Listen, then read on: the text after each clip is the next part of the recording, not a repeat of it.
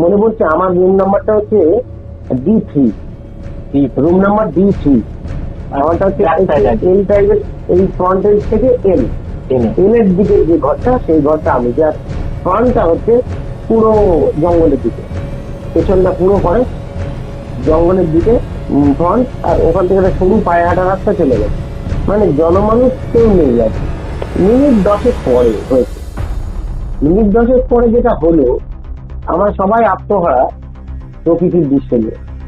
হঠাৎ ভেতর থেকে, ঘরের ভেতর থেকে আমাকে ডাকছে আমার বাড়ি, তাড়াতাড়ি এসো, আমার নাম ধরে ডাকছে, তাড়াতাড়ি এসো, তাড়াতাড়ি এসো। আমি যাচ্ছি, দাঁড়াও। বলছি না, তাড়াতাড়ি এসো। তো আমার ওখান থেকে ক্যামেরার ছবি তুলে আমি একটু দৌড়েই গেলাম।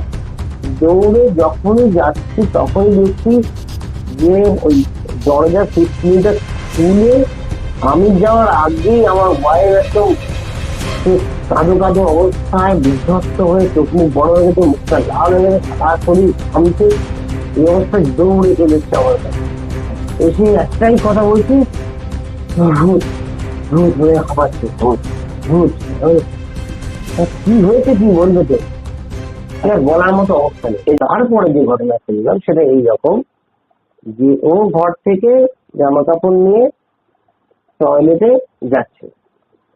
এই সময় টয়লেটে, তার আগে ও কি করেছে, টয়লেটের বালতিটা ভরার জন্য জলটা ছেড়ে দিয়েছিল, ছেড়ে জলটা ভরছিল, এবার জলটা ভরে যায়, ডাইরেক্ট গিয়ে স্নান করবে।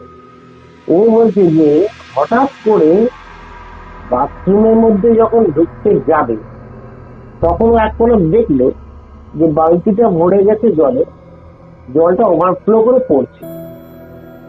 এবার ও গিয়ে বন্ধ করবে, এই সময়ে যখন যাচ্ছে তখনই একটা, যেটা ও দেখলো, ওর কথাই বলছি একদম স্পষ্ট, ও তো মানে সত্যি কথাই বলা, মানে এইরকম তো মিথ্যে কথা বলে আমাদেরকে একটা আনন্দ নষ্ট করার তো উদ্দেশ্য নয়।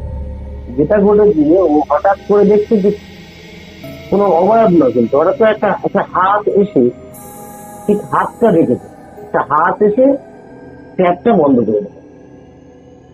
ট্যাপটা যখনই বন্ধ করে দিল, ও অন্ধকার অন্ধকার ঘরটা, কারণ ওখানে আলো দিনের বেলা জ্বলে, সন্ধ্যের পরে এই সোলার লাইট গুলো হোটেলের ঘরগুলো জ্বলে, কোনো ইলেকট্রিসিটি নেই, যেহেতু পুরো ফরেস্টের মধ্যে সোলার সিস্টেম আছে। সোলার সিস্টেম দিনের বেলায় চালায় না, রিজার্ভ করে রাখে যে নষ্ট হয়ে যাবে তাই।